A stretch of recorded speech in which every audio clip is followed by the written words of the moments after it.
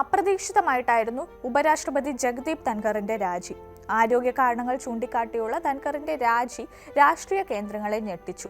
രാജിക്കത്തിൽ ധൻഖർ പറയും പോലെ ആരോഗ്യ കാരണങ്ങൾ തന്നെയാണോ രാജിക്ക് പിന്നിൽ എന്നതടക്കമുള്ള ചർച്ചകളും നടക്കുന്നുണ്ട്.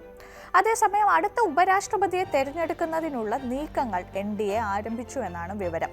പാർലമെന്റിന്റെ വർഷകാല സമ്മേളനത്തിൽ തന്നെ പുതിയ ഉപരാഷ്ട്രപതിയെ തിരഞ്ഞെടുക്കാനാണ് ഭരണപക്ഷം ആലോചിക്കുന്നത്. ഇതിനിടെ ആരാകും അടുത്ത ഉപരാഷ്ട്രപതി എന്ന ചർച്ചകളും സജീവമാണ്. കോൺഗ്രസ് നേതൃത്വവുമായി തെറ്റി നിൽക്കുന്ന ശശി തരൂരിലേക്ക് എല്ലാ കണ്ണുകളും എത്തുന്നത് ഈ സാഹചര്യത്തിലാണ്. ജഗദീപ് ധൻഖറിന്റെ പിൻഗാമിയായി ശശി തരൂർ എത്തുമെന്ന തരത്തിലുള്ള അഭ്യൂഹങ്ങൾ ശക്തമാണ്. നിലവിലുള്ള രാഷ്ട്രീയ സാഹചര്യമാണ് ഇത്തരമൊരു സാധ്യതയിലേക്ക് വിരൽ ചൂണ്ടുന്നത്. പ്രധാനമന്ത്രി നരേന്ദ്രമോദിയെ പ്രശംസിക്കുന്ന ലേഖനത്തിന് പിന്നാലെയാണ് കോൺഗ്രസ് നേതൃത്വവും ശശി തരൂരും അകലുന്നത്. പിന്നാലെ ഓപ്പറേഷൻ സിന്ദൂറുമായി ബന്ധപ്പെട്ട പ്രത്യേക ദൗത്യ സംഘങ്ങളിൽ ഒന്നിനെ നയിക്കാനുള്ള പ്രധാന ചുമതല ഭരണപക്ഷം തരൂരിനെ ഏൽപ്പിച്ചതോടെ കോൺഗ്രസ് വെട്ടിലായി. രാഷ്ട്രീയത്തെക്കാൾ വലുത് രാജ്യമാണെന്ന ശശി തരൂർ ലൈൻ BJPയോട് അടുക്കാനുള്ള അദ്ദേഹത്തിന്റെ തന്ത്രമാണെന്ന് കോൺഗ്രസ് നേതൃത്വം കാണുന്നു. AICCയിലും കേരളത്തിലെയും കോൺഗ്രസ് നേതാക്കളെ ചൊടിപ്പിച്ചുകൊണ്ട് പാർട്ടി നിർദ്ദേശങ്ങൾക്ക് തെല്ലും വില കൽപ്പിക്കാതെ ശശി തരൂർ നീങ്ങിയത് BJPയിലൂടെ ലഭിക്കുന്ന സ്ഥാനമാനങ്ങൾക്കായാണെന്ന് പലകുറി വിമർശനമുയർന്നിരുന്നു. അമേരിക്കയിലേക്കും മറ്റിടങ്ങളിലേക്കുമുള്ള ഇന്ത്യയുടെ പ്രതിനിധി സംഘത്തിൽ പ്രധാനിയായിരുന്നു തരൂർ.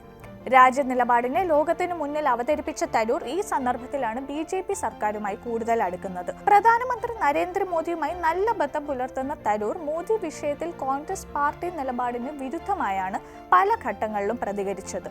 മറുവശത്ത് സംസ്ഥാനത്തെ കോൺഗ്രസ് പാർട്ടിക്കുള്ളിൽ പൂർണ്ണമായും ഒറ്റപ്പെട്ട നിലയിലാണ് ശശി തരൂർ. രാജ്മോഹൻ ഉണ്ണിത്താനും K മുരളീധരനും അടക്കമുള്ളവർ തരൂരിനെതിരെ പരസ്യമായി രംഗത്ത് വന്നിരുന്നു. എന്നാൽ ഇത്തരം വിമർശനങ്ങളിൽ പ്രകോപിതനാകാതെ മൗനം തുടരുകയാണ് തരൂർ. സമുദായിക സംഘടനകളുടെ പിന്തുണ ഉറപ്പാക്കിക്കൊണ്ട് കൂടുതൽ സജീവമാകാനുള്ള നീക്കം തരൂർ ക്യാമ്പ് നടത്തുകയാണെന്ന് സൂചനകൾ കഴിഞ്ഞ ദിവസം പുറത്തു വന്നിരുന്നു. വരുന്ന 25, 26 തീയതികളിൽ കോട്ടയത്ത് നടക്കുന്ന CSI മധ്യ കേരള മഹാ ഇടവകയുടെ സംഗമത്തിൽ മുഖ്യ അതിഥിയായി പങ്കെടുക്കുന്ന ശശി തരൂർ പാലാ രൂപതയുടെ ജൂബിലി സമാപന സമ്മേളനത്തിലും മുഖ്യമന്ത്രി പിണറായി വിജയനും ജോസ് കെ മാണിക്കുമൊപ്പം വേദി പങ്കിടും. ഇതിനിടെയാണ് ഉപരാഷ്ട്രപതിയുടെ അപ്രതീക്ഷിത രാജി സംഭവിച്ചത്. അടുത്ത ഉപരാഷ്ട്രപതിയെ 60 ദിവസത്തിനുള്ളിൽ തിരഞ്ഞെടുക്കേണ്ടതുണ്ട്. ലോക്സഭയിലെയും രാജ്യസഭയിലെയും MP-മാർ വോട്ട് ചെയ്താണ് ഉപരാഷ്ട്രപതിയെ തിരഞ്ഞെടുക്കുന്നത്.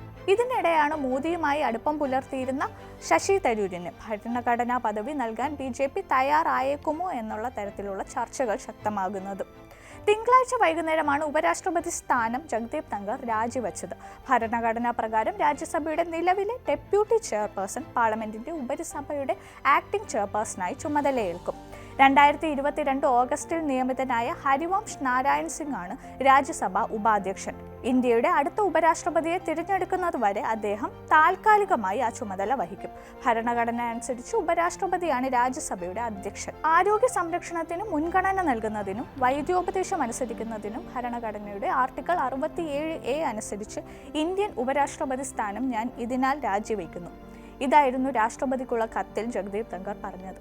ഉപരാഷ്ട്രപതി രാജിവെച്ച 60 ദിവസത്തിനുള്ളിൽ ഒഴിവ് നികത്തുന്നതിനുള്ള ഔപചാരിക തിരഞ്ഞെടുപ്പ് നടത്തണം. സിംഗിൾ ട്രാൻസ്ഫറബിൾ വോട്ട് വഴി ആനുപാതിക പ്രാതിനിധ്യ സമ്പ്രദായം ഉപയോഗിച്ച് പാർലമെന്റിന്റെ ഇരുസഭകളിലെയും എല്ലാ അംഗങ്ങളും വോട്ടർമാരിൽ ഉൾപ്പെടുന്നു.